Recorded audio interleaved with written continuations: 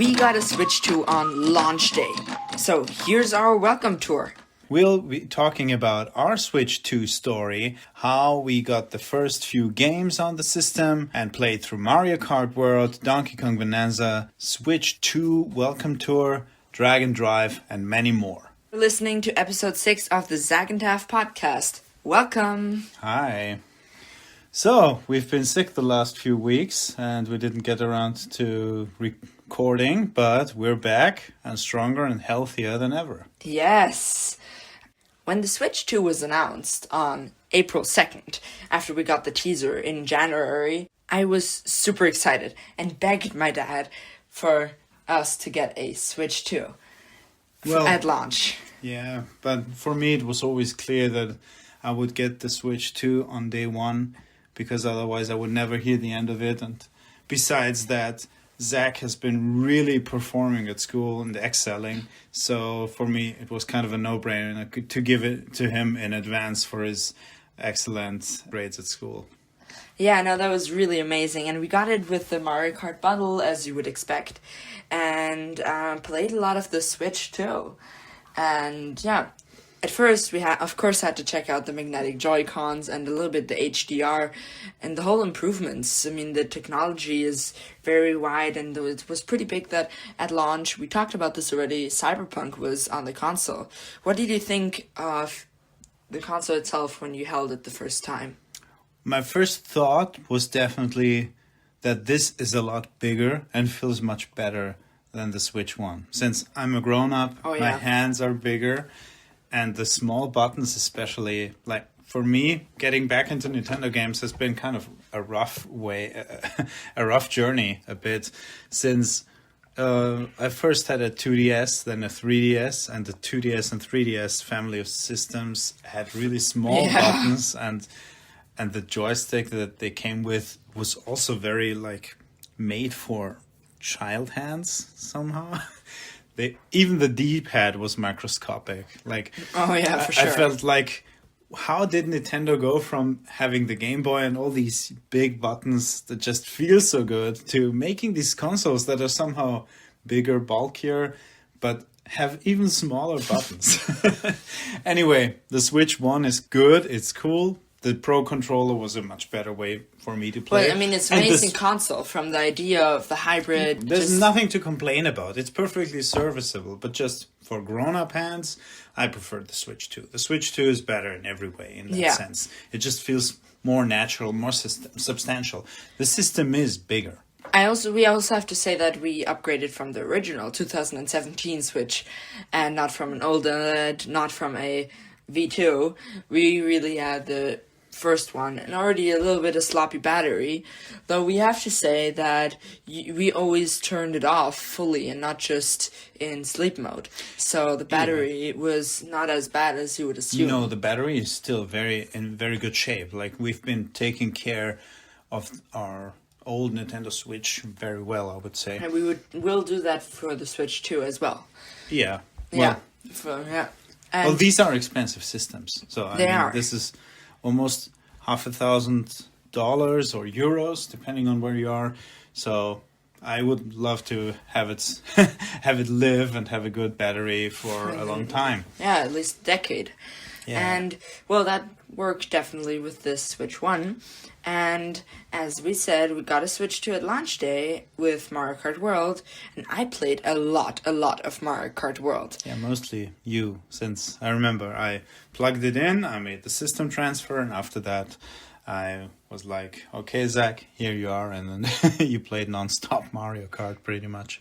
So one of the big criticism points of Mario Kart World Online especially is that you don't really have a lot of variety in the open world, and then that the open world would have needed a story mode or more to do, and not just the peach coins, the question mark panels, and the P-switches. But I really have to say I played at least 10 hours of the open world, and I really love it.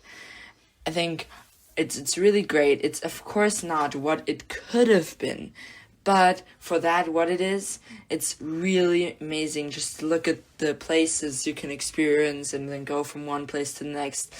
fiddle a little bit around with photo mode, and then do these really fun P-switch missions that I really liked.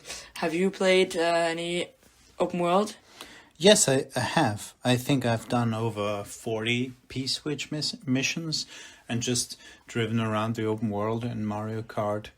I think it's a very chill game mode where you just enjoy the ride. Maybe you discover something, you look for the coins, you try to do some trick shots.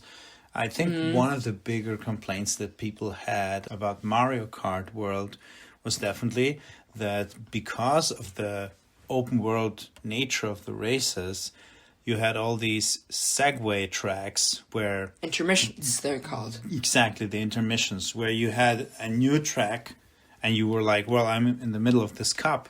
Now I'm looking forward to going to, I don't know, Mario Circuit, which you know and love, but you have to take this road that just goes on straight ahead, and over you don't really have over a just... bridge or something, and it's basically a segue. It's like a waiting room where you don't have much leeway in the way of how can I outmaneuver. There are no...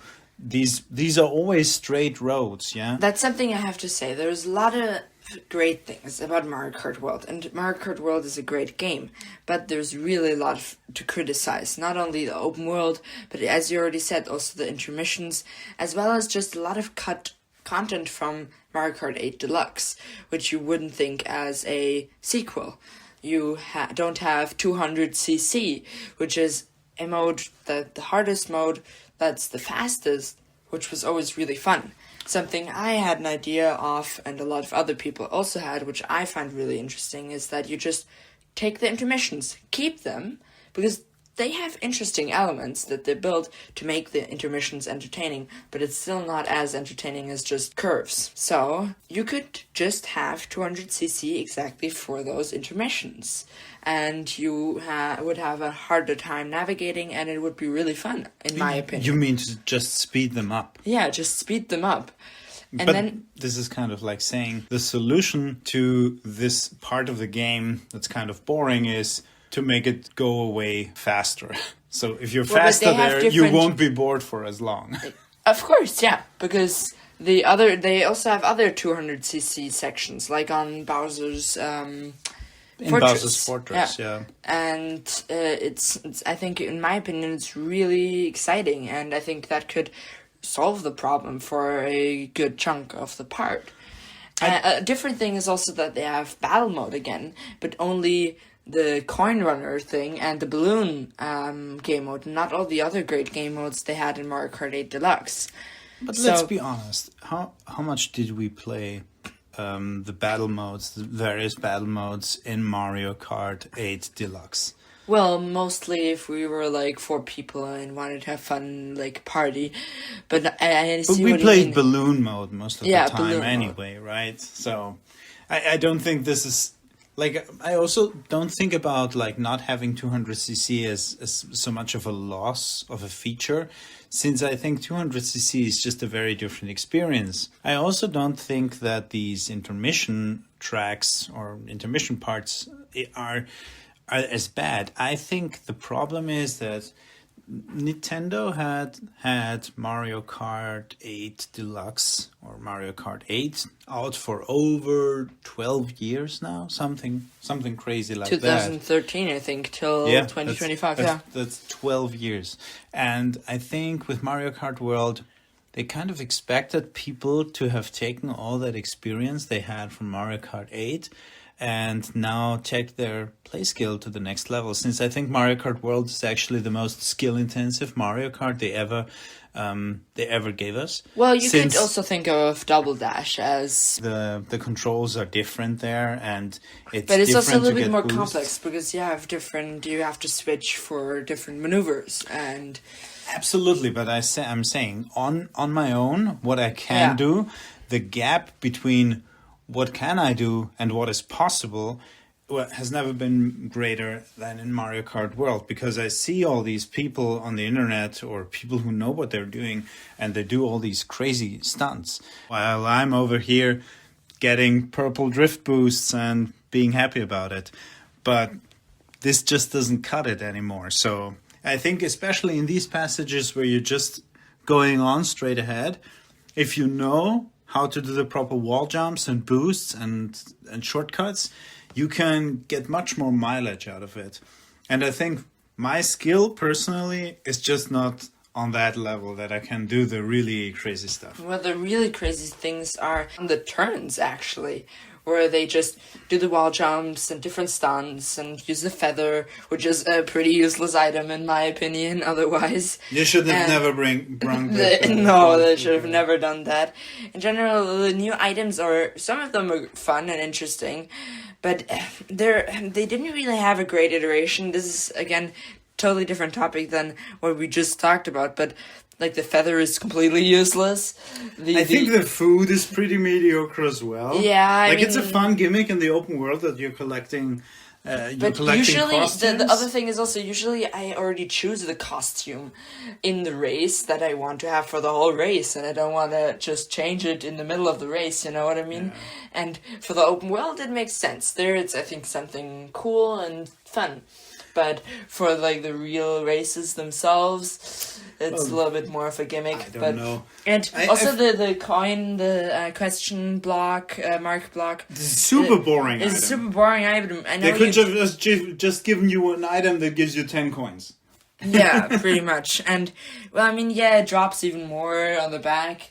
That's like the coin shell. But they're all like, okay, we just put the coins up to 20 and then try to maximize the ways you can get coins, which I find pretty boring. And then the ice flower does pretty much almost exactly the same as the fire flower, well, which is...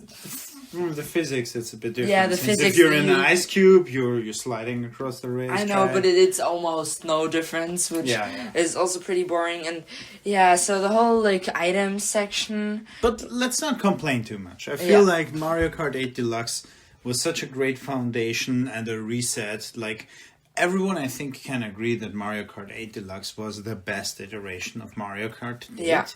Like, there are only some contrarians who would say that Mario Kart 8 Deluxe is not good or not optimal. And I think Mario Kart World is an upgrade over Mario Kart 8, even though the items are not always perfect. Well, I would say it's a great new take on Mario Kart itself, in my opinion. I would also say that. Yeah. And also the world is so amazing, fun to explore. The music is the absolute best. Yeah, it's like one of the best any Nintendo game. Original soundtracks ever. Yeah. There's a very fun video with a lot of memes. Maybe we link that down in the description box, which I watched and showed my dad then because it was just so fun, and he just shows off how cool those the soundtrack is, and it's really amazing. They took like thousands of different Mario songs and just remixed them on top of the great original soundtrack itself already. Mm-hmm. So that's it's really, there's quite some bangers there. Also in Mario Kart World you have the most characters, if you're including the costumes of any Mario Kart game. Well, so excluding the costumes too. Ah, yeah. Yeah. I mean, you have characters like Beetle or Penguin or... Cow. How can you forget Cow? That you've never seen before. So, yeah. So, Mario Kart World, if we had to rank it from 1 to 10, what is it? Okay, Mario Kart World is, for what of a Mario Kart it is, for me, it's an 8. But for what it is for the series and what it did for the series, I would say it's a 9. So it's I'm a little bit in between of like for the game itself and all the downgrades we got and all the upgrades we got, it's an 8. But really, like, how innovative it is, I think it deserves a 9. I also think it's a 9. Yeah. I mean, we haven't even talked about Knockout Tour. Yeah, Knockout Tour, which is the most fun game mode they have introduced in any Mario Kart ever, like except battle the first one, yeah, maybe battle mode in the first one, and then even battle mode, I don't think it's as fun as Knockout Tour. No, it is not. But I mean, battle mode was very innovative. That you had a racing game where you could just fight against each other. Yeah, definitely. I played Mario Kart on the original Super Nintendo with a neighbor kid when I was like 11, and it was so cool just sitting late at night and trying to shoot the last balloon. So anyway, to me, Mario Kart World is an 8 out of 10. But yeah, as you said, in terms of the Mario Kart series, it is a 9. I would say so too, yeah. Yeah.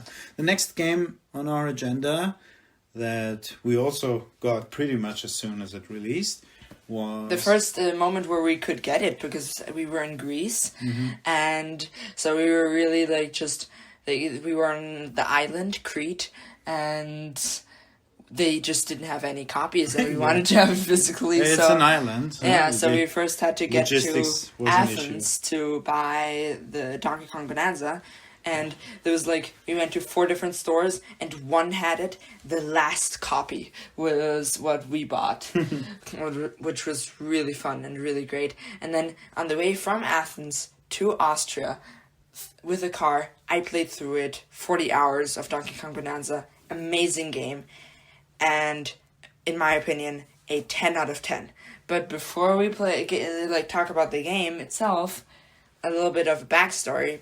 It's developed by the Mario Odyssey team, Nintendo EPD Tokyo, and pretty much a spiritual sequel somehow to Mario Odyssey, because instead of moons, they have bananas, and the whole jump and run and the elements and the different levels, like the 2 doors with the hats, is just like these banana temple thingies in Bonanza. There's so much that's so similar to Mario Odyssey, and because you really see that, because it's the same team. Just the whole twist of Donkey Kong Bonanza is that the whole world is destructible, and there's a lot of different materials that you can interact with and destroy, also take and throw, as well as ice on lava makes hard stone, or different things like that. They got really creative with this, and then you have the Bonanza powers and a lot of different really cool creative things, and a really worthy successor of Mario Odyssey. And with all that, they also introduced Donkey Kong's new design of the Mario movie, and my dad's a long-time Donkey Kong fan. It's his favorite character, so I wanted to ask you, how do you feel about the design that had a lot of controversy in the media? I don't really understand the controversy, since you must think about it like that. The old Donkey Kong that we knew and loved since the Super Nintendo days, pretty much, was designed by Rare. And Rare is not a Nintendo original studio. The art direction was kept because it was popular, because the Super Nintendo games of Donkey Kong Country were received very well. And after that, on the Nintendo 64, Rare also made a Donkey Kong game, and the new Donkey Kong is really the old Donkey Kong in the way he was depicted in the original art Nintendo games on the Nintendo NES arcades and Game Boy and arcade. If you look at the Donkey Kong, it has the same weird round face and goofy design. I feel it's really a back to the roots moment where the Japanese take their design back and say, well, we won't hold to this standard. Now we do it back our own way. But I think it's because the old Donkey Kong kind of looked grumpy and kind of mean, which fit with the older 90s aesthetic. But they want to make him one of the mascots of Nintendo. So now with Bonanza, instead of a big Mario game, that was a big surprise for a lot of people.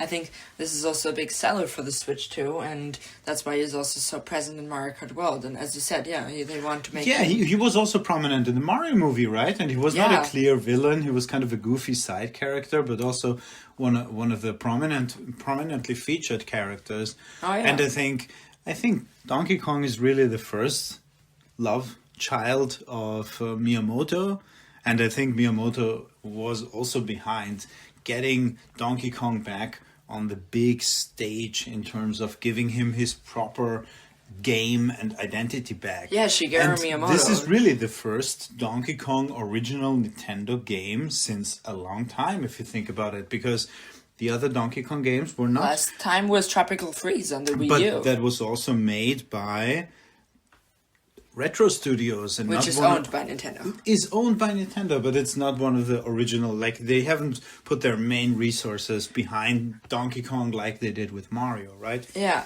No, but Retro Studios is also a very interesting company. They did Metroid Prime and Donkey Kong. No, it's they're Returns. amazing. They're amazing, of course. Yeah, and but- we'll actually talk about them in the next episode of the Zac and Tav podcast. So stay tuned if you want to know something about that. Yeah, I'm looking forward to that as well. Yeah, that'll be really interesting because they'll also be releasing Metroid Prime 4 Yeah. very soon. So another question for you, Zach. Do you think the Nintendo is kind of, after making Zelda Breath of the Wild and taking this different turn into the open world sphere with their big franchise Zelda, that they've kind of trying to turn most of their bigger franchises into open world games where you have more freedom? Like, I feel very much that something like this happened in Donkey Kong Bonanza, since in Mario Odyssey you have a lot of freedom, you can explore a lot, but you couldn't destroy the environment like that. And do you feel like Nintendo will be going in this direction in their other franchises as well? The freedom to the player, I would agree that they took inspiration from that. But in the end, it's, as I already said, a spiritual successor to Mario Odyssey. And Mario Odyssey, you may never forget, that released in the same year as Breath of the Wild, also has the same system with like area or worlds pretty much, where you travel and they all have a different theme and different gimmicks and different cool things. So what I'm trying to say is, I don't think it's particularly with Donkey Kong Bonanza, but I definitely think that this influence will continue on. I guess I'm thinking more about the puzzle solving. Like in Mario Odyssey, there's always one clear solution to puzzles. If you have to have a jump puzzle or some other kind of, like, if the way you find secrets, etc., etc. That's of course but something else. In Donkey Kong Bonanza, I've seen that because of the material system and with the voxels, where you can destroy pretty much everything, you can take a lot of different detours or routes to the solution of a problem, or to find that other banana. And definitely, that's something. And in that way, it reminded me a lot of Zelda Breath of the Wild and Tears of the Kingdom, where you could MacGyver your way to the solution of any problem in a lot of different. So this is again a totally different thing for me now, because the whole freedom of, is it linear or do I have 10 different variations of how I can do it? That's definitely a huge presence in Bonanza and a huge inspiration from Breath of the Wild. And then Tears of the Kingdom just took this to the next level of the whole thing. I mean, I just replayed the intro of Tears of the Kingdom just for fun the other week when I was at my grandparents' house. And I just wanted to get up to the starting Great Sky Island, the snow area, and I could either just walk up and go through the snow area, but I only had like 2 minutes left on my chili food. So what I just did is I combined like 4 different logs and just climbed up the logs, and I was at the shrine, the last shrine for the tutorial. So this is just so much creativity and so many different possibilities, and you always get this very rewarding moment. And I think that is 100% extremely present in Bonanza as well. So I have only played through the intro of Bonanza. Ingot Isle. Yes, Ingot Isle, and I'm on the second layer right now. Lagoon Layer. And I must say, it has that same feel as Super Mario Odyssey, where you're exploring, you go deeper. I am also looking forward on getting these new abilities and trying everything out. My problem is that I'm someone who is really compulsively trying to collect everything in a game, usually. And in Donkey Kong Bonanza, that means, well, I have to go through everything and try to find every banana gem. Vanadium gems are they called, right? Yeah. Yeah. But to me, I think also it's quite clearly a 9 out of 10 or 10 out of 10 game. It's really fun. Definitely really a huge GOTY contender, like in the Game of the Year awards, actually. They also in the Game Awards. But, Donkey Kong Bonanza is great, and I played through it. It has an absolutely fabulous, amazing endgame, and I'm really sorry that I spoiled it to you, not by telling you. You were there and we experienced it together, but it's still... Well, let's just say it's very true to the Super Nintendo Classic in the way the ending is done, and especially the last boss fight against the big bad. We won't spoil who it is. Anyway... Yeah, so Donkey Kong Bonanza is, in my opinion, a 10 out of 10 masterpiece, an amazing game.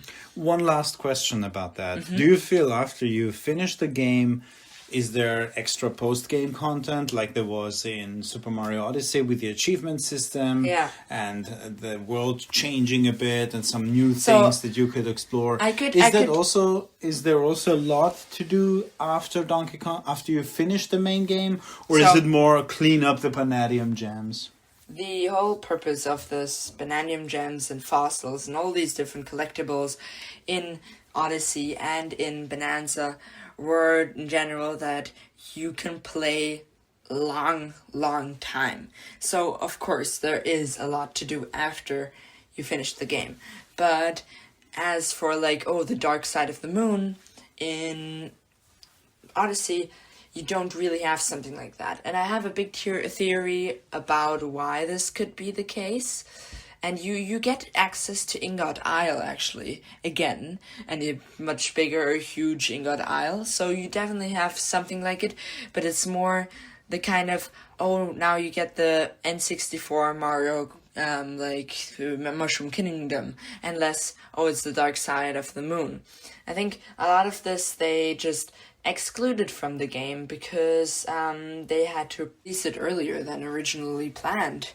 But I have a big theory around that. In general, the whole DLC, not the whole, just the DK Island, is something I think would have been instead of the Mushroom Kingdom practically in Donkey Kong Bonanza, but they had to cut it and release it as a DLC, not because they wanted to make more money, that was maybe a part of it, but just because they didn't have the time for it. I think the Emerald Rush roguelike mode, that is definitely something they want developed for the DLC. But with the DK Isle, I'm really not so sure.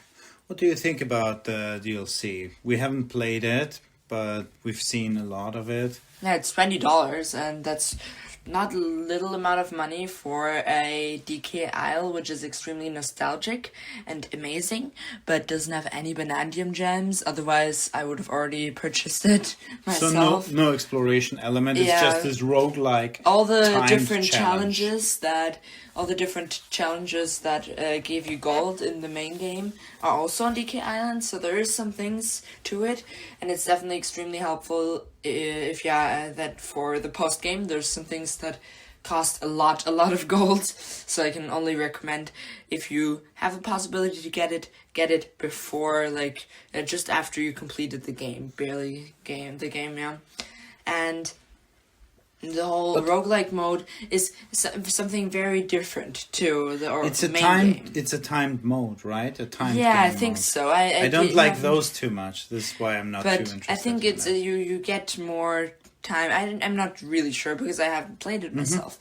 But it's something that... The faster you smash, the more time you get, exactly. Right? I think so, yeah. And it's basically just to set records and break records. Yeah, and it's extremely fun, but you also have to like the kind of game. And that's why I thought that was a very interesting decision, putting that in this DLC, because it's not really a game mode that every player of Bonanza will like too, because it's just so different.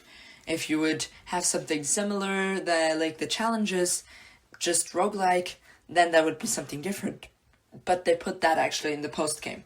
So actually, if I think about it, they do have something like the Dark Side of the Moon in the Ingot Isle, in the bigger version of Ingot Isle in the post-game. But don't spoil it. But I'm not spoiling it now, because you'll definitely play Bonanza still, right? Yeah, of course. I mean, it's a smash hit. Yeah. So let's talk about some other Switch games that we've heard about or tried out.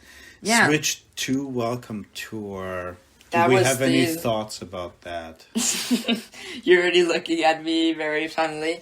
That was our little reference at the beginning. The Welcome Tour was a very controversial game that released On June 5th, at launch of the Switch 2, it really is just a little museum of what can the Switch 2 do, what are some secrets about the development of the Switch 2, and more of that, which I find extremely interesting.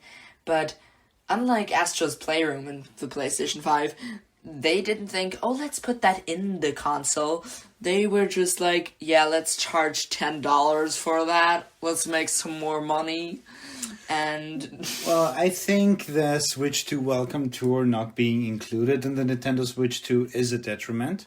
I think if they had done that, but again, if they had done that, a lot of people would be like, well, this isn't a game. So the console comes with not a game, but with this kind of like nerdy, like I see museum what you mean, time, because it's got a bunch of mini games which are more like tech demos that show off what the Nintendo Switch mouse mode, etc. can do and how it's improvement over the original Switch. But I think for the people who are very interested, who are tech nerds and they just love Nintendo and love the way they innovate and everything, this is kind of a fun little glimpse into how the developers want you to experience their new console. I think this is it's really for the real hardcore Nintendo people, and that would pay $10. Yeah, I would be even willing to give it a try. Like, I'm more interested in this than in the Donkey Kong Bonanza DLC, for example. Oh me too. Yeah. But just to check it out. But I don't think I will sink a lot of time in it. I would go through everything, and then I'll be like, oh, this is cool. Now I can explain more in detail how the inner workings of the Switch 2 are. But like, remember when the Switch 1 released, for example, we had these, 3D Rumble is so special because you can feel inside the Joy-Cons. You have these haptic sensors that give you the feeling of like marbles or ice cubes, like flipping from one side of the Joy-Con to the other. Yeah, now you have that even bigger with HD Rumble 2 in the Switch 2, which is amazing. We tried it out. You can check our podcast, Game City. We went to Game City, our first Zac and Tav podcast we ever made, and we tried it out, the Switch 2 Jamboree TV. It was really amazing, the spray paint bottles. So, yeah. That was exactly that feature, Yeah. And so, Switch to Welcome Tour, as you said, is, I think, something more for the hardcore Nintendo fans, which is a nice thing. But yeah, the other thing that was criticized a lot about Switch to Welcome Tour is that you can only progress in the Welcome Tour if you actually have finished everything on this right Joy-Con front. And then you can progress to left Joy-Con front, and then into the hardware. And then, so you really have to complete everything, which what I've heard is very... Tedious, yeah. So, yeah, exactly. It still sounds like kind of a fun time. Like, for me, I'm a gaming nerd anyway. I'm interested in the hardware as well. I was always fascinating how Nintendo always kind of shot themselves in the leg on the one hand because they just weren't willing to produce stronger hardware. They always stuck to the cheaper stuff. And then on the flip side, they were so good at getting the most value out of every aspect of their like inferior hardware. Yeah, no, that is very true.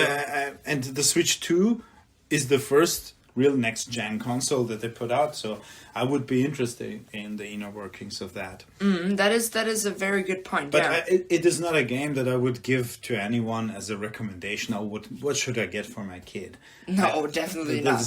It's also not the target audience of the game. Yeah, I mean, totally not. Yeah. So. But something that Nintendo does a lot and that they do really great, unlike their competitors, even though they have great games, Nintendo just nails the games almost every time. Not every time, but almost every time. And they have really creative ideas. Yeah. Like, even now with the Switch 2, they wanted to just show off the new mouse controls. And they came up with this random game, Drag and Drive, which you have your Joy-Cons and you use them as a mouse, but you do it you swipe it as if it was like in a wheelchair and scroll up and down. And it's really interesting. also from the movements, and they had a global test ride or whatever they called it, or a global test jam, where you were able to play it as a demo for a few hours, and you checked that out, Tav. How was that? Yeah, well, it was very interesting. I think Nintendo does not want us to use terms like wheelchair since they don't want to seem ableist. But for the most part, I was very interested in trying that out. And it's weird since it's been a while since I've played a game, and afterwards I felt exhausted, like physically tired. And in Drag and Drive, that's exactly what's waiting for you. I think part of the experience of playing that game more is that you get better at the technique and learn to use less input to get more out of your movements. Yeah. I'm sure I just overdid it when I tried to push my wheels and stuff like that. But yeah, it's a very cool experience. It kind of reminds me of Wii Sports in that way. Mm-hmm. And also I think the equivalent to Drag and Drive on the Switch 1 was the game ARMS, where they were like, oh, how can we give you a game that is kind of a competitive, from the sporty idea. game that is exclusive to this experience. And there with ARMS you had the Joy-Cons that you used boxing. But you also have to say that the difference in scope of the game was there, of course. Drag and Drive is a $20 game, which has some cool modes, some cool mini-games, some cool single-player things, but it's not really a huge game. While ARMS was a $60 game, which stood up on its $60 price tag till 2024 or something. Well, Nintendo doesn't do discounts. Yeah, they don't do discounts. But Drag and Drive also has an online multiplayer component. And you can play with friends as well. So. One of the things that really decided on us not getting Drag and Drive is that they don't have a multiplayer couch co-op experience, first of all. And second of all, we don't have any 4 Switch 2 Joy-Cons, which we would anyways need if we had. Yeah. If they had this version of the game, because we like to play games together, and with single-player games that are made to be single-player games, that's a little bit something different, like Bonanza or Zelda or Mario Odyssey. But with Drag and Drive, we decided that this wouldn't be one of our go-to purchases. Yeah, to me it's just intimidating, the whole aspect of I want to play games to relax, but then I play a game like this and I'm somehow tired. Like with Wii Sports or Switch Sports, it's different since I'm just having a good time with you, or I can play that with my parents. And also, I know it's not a real workout, but you have some kind of feeling, a good feeling afterwards too. Yeah, since you're standing up and you're moving around. Exactly. With Drag and Drive, you're sitting down and you're getting tired. So it's the worst of both worlds. Exactly, yeah. Yeah. So, no, but you should really check out Drag and Drive, and maybe it's something for you, because I think this game is a really great game that got under the radar a little bit now. I don't know if they have put out a free demo on Drag and Drive yet. Yeah, there was only this timed demo, because otherwise you could just they should absolutely put out a demo for that, because it's a very, very hit or miss experience. Yeah, no, that is true. If you don't like it, you really don't like it. And if you're enjoying that sort of thing, it's best to dip your toes in. Yeah. So, these were like the smaller and bigger Switch 2 launch games that we haven't talked about yet on this podcast. And then they also had a few launch upgrades with Switch 2 edition games, they called them, with extra content. And the first one that was without extra content but for free, because we're NSO Plus subscribers, was the Zelda Tears of the Kingdom and Breath of the Wild game upgrades, which made them run at 60 FPS with 4K on the TV, if we had a 4K TV, and 1080p in handheld. So we tried that out. What did you think of that? Well, what you have to say is that playing Zelda Tears of the Kingdom and Breath of the Wild in the highest quality graphics is just the absolute smoothest experience. I definitely love playing these games at 60 FPS, and I enjoy that I just have access to these with an online subscription. Yeah, it's only with a plus, of and course, for a lot of other games like Pokemon Scarlet and Violet, you just get them for free, or with Mario The Odyssey. upgrades, yeah. Yeah, and it's just, the games just run a lot smoother. And really well. It's what you expect if you get an upgrade on your PC, and then you play your older games that just ran the ultimate well, settings or and something. now they run even better. Yeah. Yeah, I think it's just an all-around great change. Yeah, no, and they definitely have some of these Switch 2 upgrades that also have more content, and that's really cool. And yeah, it makes me want to go back and play the Zelda games again. That is true, yeah. Playing them on a bigger TV or with even better graphics is just so sweet. You know, that's what the technology is for anyway, right? I would say so, definitely, yeah. So now we talked a lot about the Switch 2 launch, and now with other games like, we got all the holiday games already, except Metroid Prime 4 out. What do you see for the future of the Switch 2 beyond the games we've already seen, like Splatoon Raiders or Yoshi and the Mysterious Book, for like the next really 2 years, in general, just the Switch 2 lifetime? Yeah, well, I am very much looking forward to and curious what the wacky games that Nintendo Switch will release will be for Nintendo Switch 2. Since Nintendo is always kind of surprising us with the weird things, like on Nintendo Switch 1 you had Nintendo Labo and Ring Fit Adventure. Or like also the 1-2 Switch game. They have a lot of games that are very wacky and fun and goofy just to showcase their consoles too. They had that on the Wii U, they have that on the Wii. That's an ongoing thing. Yeah, and now they have this mouse Drag and drive. These mouse options. Yeah, but I feel like maybe we'll get to see games that are less of games and more like creative expressions again, because the mouse mode, which you saw in Donkey Kong Bonanza, you had this modeling mode where you could mold pieces and paint them and stuff in a 3D space, which was very comfortable with the mouse mode.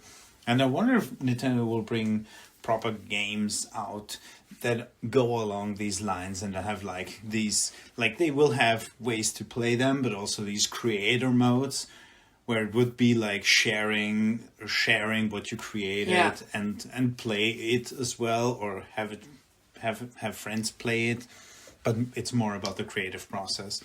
And I wonder if they will use the mouse modes in that way or do something more straightforward, like just use them as a first-person shooter option like we've already seen in Metroid Prime 4. Yeah, no, that will be very interesting. I also think that they, as I already said, will have a lot more showcases of the Switch 2 in the next time, and maybe even switch to sports at some point. So, yeah, I think they will definitely do a lot, and I'm extremely excited for the next 3D Mario, for the next 3D Zelda. Those games will be amazing, and you'll first hear all about them here at the Zac and Tav Podcast. Yeah, thanks for joining us this week again. Yeah, it was really nice talking about the Switch 2 journey. Lots of exciting stuff coming up, like the Game Awards. Yeah, I'm really excited. And yeah, if you stood up until now, which would be amazing, then please like and subscribe, and that would support us unbelievably. Thanks for listening, and tune in next time where we talk about the retrospective of Retro Studios. Bye. Bye.